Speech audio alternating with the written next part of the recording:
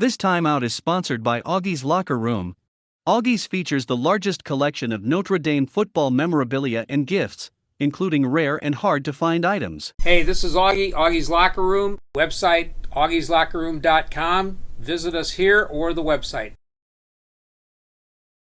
Tim Prister with Tim O'Malley, John Brice outside the Notre Dame Stadium. Notre Dame just wrapped up practice number 9, preseason practice number 9. And guys, a spirited start to the practice with Marcus Freeman talking to his players and emphasizing to them just exactly the level of intensity necessary.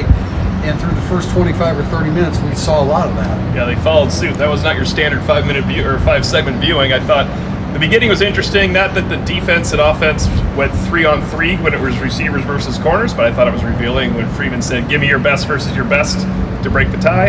And it was Jaden Thomas running out there against Cam Hart. And Jaden Thomas won that rep. Cam Hart had previously, I believe, lost a rep to Tobias Merriweather as well. Cam Hart run out there instead of Morrison. I think Morrison's probably still the best, but that speaks volumes that either Mike Mickens or Chris O'Leary said, let's get Cam Hart out there, best versus best. And then we saw some serious action in special teams. You don't usually get to report on special teams as much, but Jaden Mickey going at Rico Flores today was worth the price of admission. Rico Flores has been very impressive. I know there's some video out there from yesterday of Flores doing some really good things against Jaden Mickey. Jaden Mickey took it personally. JB, you were on the defensive side of the ball. What'd you see?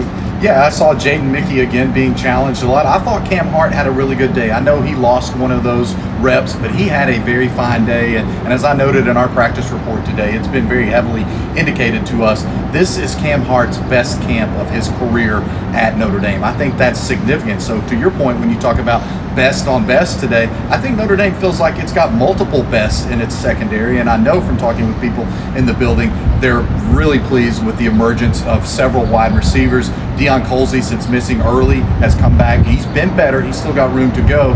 But then the young guys, Rico Flores making a strong move, Jaden Graywood, another one making a strong move. So that's where things are there. We've been talking a lot, or at least I've been writing a lot about Riley Mills and this. It's his time. And I know there's a lot of people out there that are saying, well, you know, he should have risen before this, but he was playing 2 different positions last year. Yep. Many times when you're a starter for the first time, you don't reach your peak. I'm not saying he reached his peak, but there's a rep out there that you're going to see on film where he went against Blake Fisher and threw him aside like a rag doll. That's progress. Jason Anye seemed to really enjoy that rep in addition to Riley Mills. But that's the kind of, when we report those things, those are the kind of things that we see and we hear, and boy, does Notre Dame need Riley Mills to emerge. Yeah, that's huge. And on the offensive line today, you're going to see a lot of different reports. Well, you'll see the same reports for the first 5 segments, because we saw Rocco Spindler at right guard and Pat Coogan at left guard. Now, there's already video out there after we left practice where Emil Wagner is back at first string left guard. I really believe, and since I asked Joe Rudolph this question, that it's not an experiment. This evaluation of moving Wagner and Baker ends after this week. I think he is trying to get them reps to see if they can put their best 5 on the field. He actually mentioned back in the spring, I want my best 5 on the field. If that means Tosh Baker, if that means Emil Wagner, they're going to be out there. I would be surprised if Pat Coogan was the starting left guard, but that's where he was today. So that's why I try to take these things with a grain of salt when you see these practice reports. They're still rotating a lot. Now, maybe Tuesday in our full practice, if I say Pat Coogan had a lot of reps as the first string left guard and Emil Wagner, we got to start thinking about it. Rocco Spindler, we've been talking about him. He's been getting first team reps. He did again today, at least during the early portion. Actually ran into his dad, Mark Spindler. I'm going to date myself here. I was covering Notre Dame when Notre Dame was recruiting Mark Spindler for Notre Dame, and so I had a chance to talk to him a little bit, and you know, I mean, he talked about that. Obviously, he's excited. Rocco's excited about the opportunity. There's an opening there. Once again, we are not saying that Rocco Spindler has won the job, but clearly, JB, he has made some significant progress at right guard. Yeah, very significant progress. He's had a lot of first team reps, and again, to your all's point, they are working different guys there. I think they're fairly set with 3 or 4 offensive linemen. It's that 5, 6, and 7. They want to have obviously more than just the 5 trained. And then to another point that you were making, the first team reps, it's more about evaluating right now. We're not yet to seeing Notre Dame fully shift into Ireland game mode preparation. That comes very soon. That comes before the end of next week in talking with people. So I think we'll get a much clearer picture at that point in time. And then just sort of following that up and what we've all been talking about here, the intensity today. I thought it was really key that Marcus Freeman set that tone early, even though we know that they had a full-scale scrimmage on Thursday night. He stopped things very early today to make sure the tone was once again set, and basically challenging manhood, talking about it being goal line and short yardage situation, and that's where physicality shines.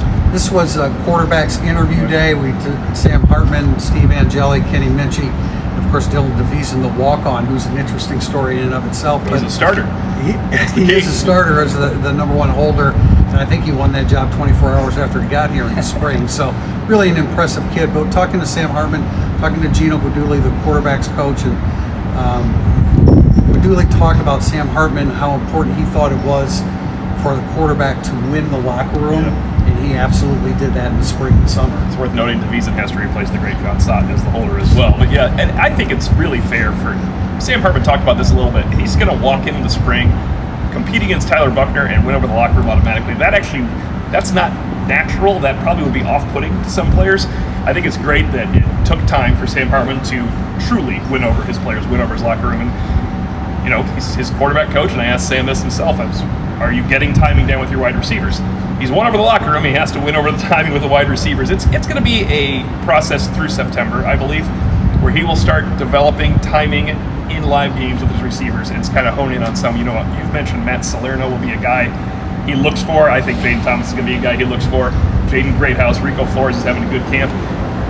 Deion Colsey, I wouldn't say has had a good camp, but today he lost a special teams rep, and he really came back hard to win 2 more. I think that's a big deal to Marcus Freeman and to Chauncey Stuckey, because there's heavy competition among these 8 wide receivers for playing time. I wouldn't write off too many of them so far.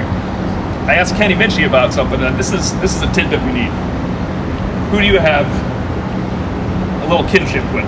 It's going to be a reserve wide receiver because he's the 3rd-string quarterback. He said in the spring it was Rico Flores and Jaden Greathouse, and right now it's Jordan Faison. And he went to explain how fast he is. That kid keeps showing up in camp. He will one day have a scholarship at Notre Dame. Right now, a lacrosse scholarship player, and he's been impressive extremely quick. Wrapping up, Steve Angeli is a guy that, I mean, we were impressed from day one, the start here in July, actually, how good he looked in the first practice, and I think that he has continued to do that. I think a legitimate number 2 quarterback has emerged for Notre Dame. I think Steve Angeli is the clear-cut number 2 quarterback for Notre Dame. I think that's been made clear both with what we've seen on the practice field and the conversations that we've had. I think that it would be unfair to ask Kenny Minchie, with everything that's happened and with the late change in some of the coaching staff, to have a mid-year guy come in and be your true backup quarterback. Now, Minchie has improved a lot, but the backup quarterback is Steve Angeli. And one quick note on Sam Hartman, to your all's point about him earning the trust of his teammates. And he told me in spring, because it's important that they play with me, and not for me, but with me. And I thought that was really interesting.